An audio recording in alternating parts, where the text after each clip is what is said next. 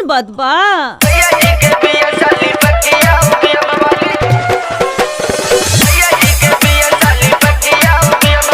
Mix by Smash RJ recording studio Delhi. भैया जी के बिया साली पकिया बिया बवाली।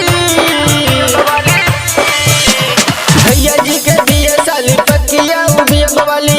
डीजे पे कमर हिलाली भैया के साली मस्त लागली हो कि बड़ा जबरदस्त लागली। भैया जी के बिया साली पकिया बिया बवाली। भैया जी के बिया साली पकिया बिया बवाली। डीजे पे कमर हिलाली भैया के साली मस्त लागली हो कि बड़ा जबरदस्त लागली।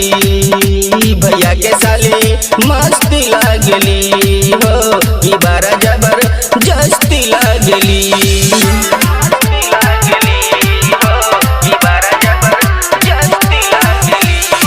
Mix by Smash RJ recording studio Delhi.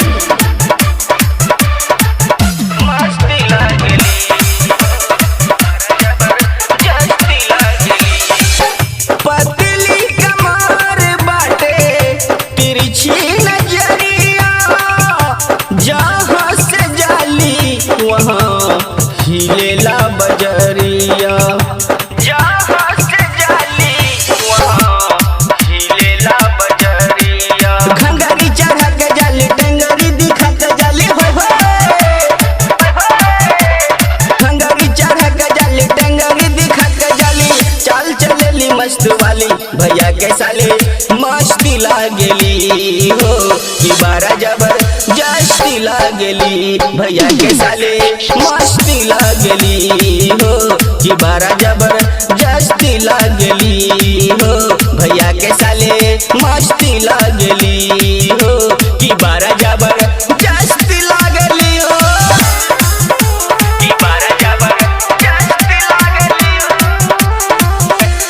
Mix by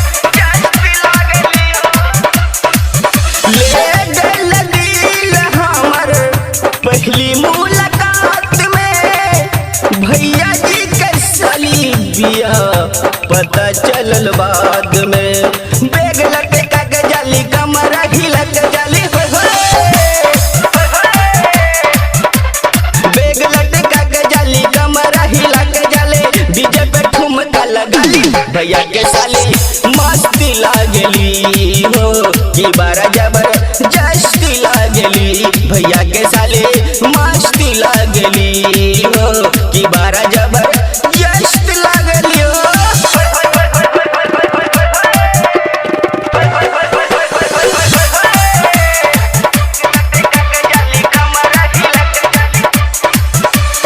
mix by Smash RJ recording studio Delhi.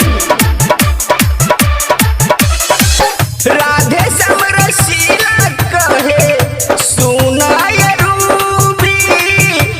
मोन रंगीला लिहले तोहरा के खोजी। तोहरा के खोजी राधे समरसीला कहे सुनाय रूबी। मोन रंगीला लिहले तोहरा के खोजी। बच के तू जैबू कैसे हमके भूलेबू कैसे होय होय। बच के तू जैबू कैसे हमके भूलेबू कैसे। दिल वाली हमसे लगाई भैया के साली मस्ती लागली हो कि बड़ा जबरदस्त लागली हो। भैया के साली मस्ती लागली